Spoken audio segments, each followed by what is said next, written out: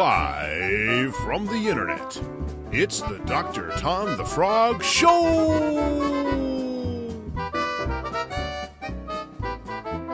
Hi-ho! This is Dr. Tom the Frog from the Dr. Tom the Frog Show, where we talk about tabletop RPGs. Well, tonight we have a very special guest. We have Keith Mageau. Keith Mageau, how are you doing, sir? Hey, Dr. Tom. Thanks for having me on your show. And we can correct the last name first for you right now. It's Mageau, but given your eloquent status as doctor, I'll let you call me Magoo. Oh, well, excellent, good. So, I used to watch a show about Dr. Magoo, and so it wasn't spelled quite that way, but I figured maybe so I hear that you've got a blog about you're a hobo enthusiast. Is that right? Yeah, something like that. My blog is called Rolling Boxcars, and less to do with hobos and more to do with, let's say gaming. Gaming. Oh, well, excellent. That's why you're on this show then. Perfect. Ta-da! Got it scheduled because it would have been a little embarrassing. I don't know anything about hobos. I've read the book. I don't know a lot about hobos either, but you're not the first to make that mistake, trust me. Now, Keith, I understand that this year you participated in a New Games to You challenge, and that as of August you've played 649 games. Is that right?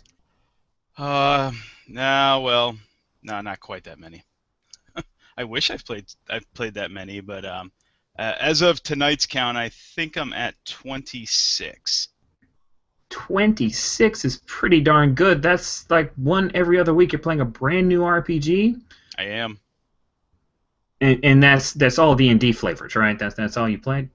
A lot of them are D&D flavored, but surprisingly less D&D flavor and more of everything else. This was the year I kind of branched out into lots of new things.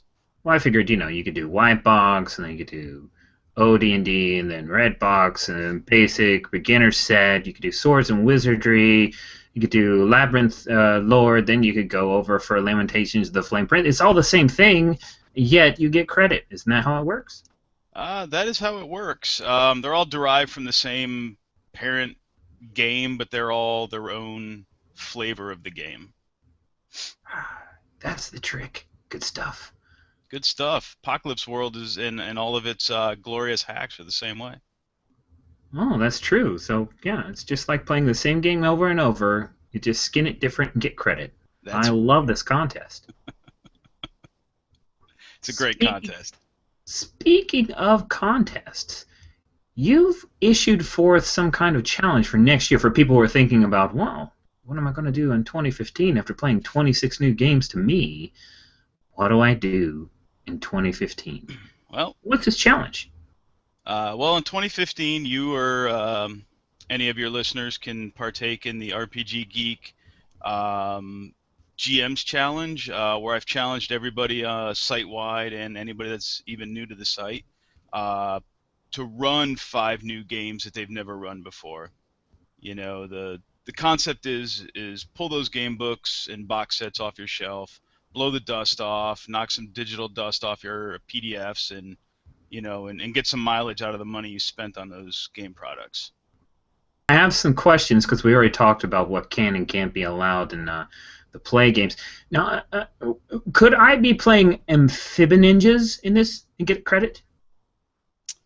If that game is listed in the RPG Geek database as an RPG, then yes, you could. What about Lizards and Lilypads 5e?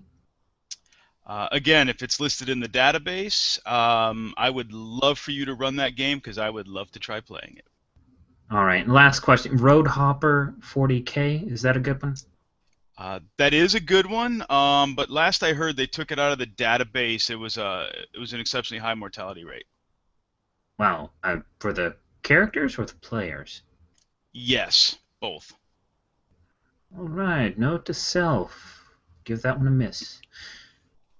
Keith, I'm curious. You've played 26 different games. What was one of your favorite games that was brand new to you? Ooh, I would say the one that stands out to me the most was Run.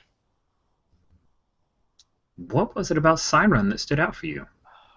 I don't know. It was a different genre that I'm used to, having been a traditionally fantasy gamer most of my gaming life. So it was kind of genre bending for me. The group of people I played with was really great. It all kind of came together into one great experience. Huh. Which one was the most, I don't know, let's say, the most unlike what you expected? Oh wow, I would have to say Sci-Fi Beta Kappa. That was a really interesting game.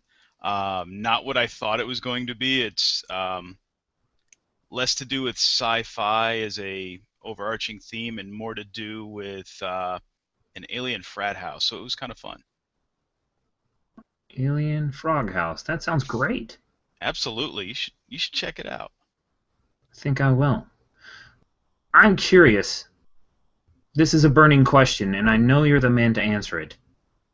Pirates or ninjas? Ooh, good question. Um, I would have to go with pirates. Um, Pirates have always enthused me more so than ninjas. I was never into martial arts a as a child or even a teenager, but pirates always caught my interest. Um, I don't own a whole lot of games with pirates, so maybe that'll be the 2016 challenge. Play, run, and design pirate games. What do you think? There's a long history of pirate frogs, so I think it's pretty important that we represent. Um, I'll have to do a little research this week and see if I can find some of those histories. I would love to read up on pirate frogs. Oh, you should check Toadpedia. Well, Keith, it has been an honor and a privilege to have you on the Dr. Tom the Frog Show. Thanks for coming on. Well, thanks again for having me, Dr. Tom. I greatly appreciate it. You just watch the Dr. Tom the Frog Show, and we hope that you liked what you saw, yo. But if it was a big waste of your time, well, it's free, so that's not a crime. But if it was a waste of your time, yes, it's free, so that's not a crime.